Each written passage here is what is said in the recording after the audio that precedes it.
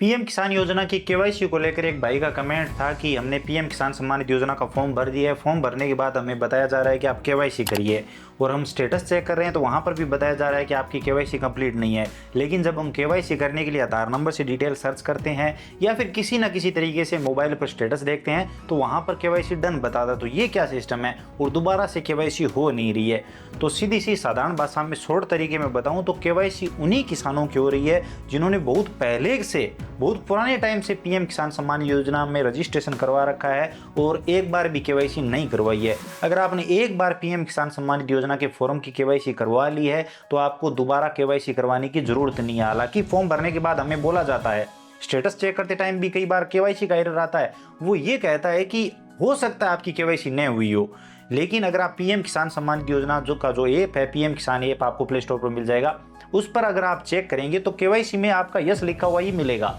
दूसरा, अगर आपने पीएम किसान सम्मान निधि योजना का नया फॉर्म भरा है तो 99% आपको केवाईसी की जरूरत ही नहीं है। अभी सारा वेरिफिकेशन होता है कंप्लीट, पहले ही आधार का वेरिफिकेशन हो जाता है, आपकी फार्मर आईडी आधार से फेच कर ली जाती है, बाकी सारा काम होके ही फॉर्म आगे जाता है और फॉर्म अप्रूव होता है। तो दोबारा फॉर्म भरने के बाद आपको केवाईसी की जरूरत ही नहीं है। अगर केवाईसी में नोट फाउंड आ रहा है और केवाईसी कहीं पर भी मांगी जा रही है तो ये जरूरी नहीं है कि आपके फॉर्म में केवाईसी मांगी गई हो। आई होप आप समझ रहे होंगे। साधारण सी बात यह है कि आप स्टेटस चेक नहीं कर पा रहे हैं, केवाईसी के लिए बोला जा रहा है, और अगर आप दूसरे ऐप पर या सीएससी पर किसी ना किसी तरीके से स्टेटस चेक करेंगे तो वहां पर आपकी केवाईसी डन बताई जाएगी।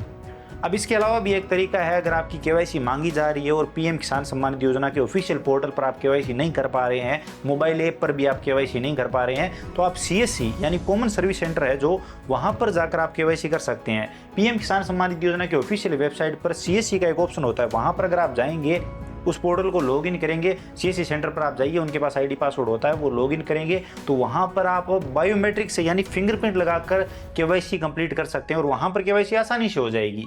तो ये एक तरीका है अगर आपके फॉर्म की वाकई केवाईसी मांगी गई है।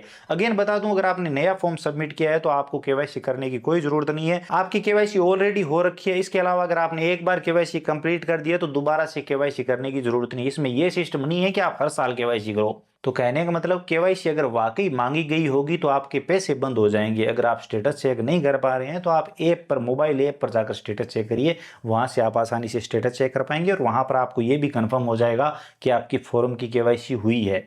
अगर आप नया फॉर्म भर रहे हो तो हाँ, वहां पर एक बार बोला जाता है आपको कि केवाईसी करिए, लेकिन केवाईसी जरूरी नहीं है। आई होप आप समझ गए होंगे, आपको जानकारी इन्फॉर्मेटिव लगी होगी, कुछ नया जानने को मिला होगा।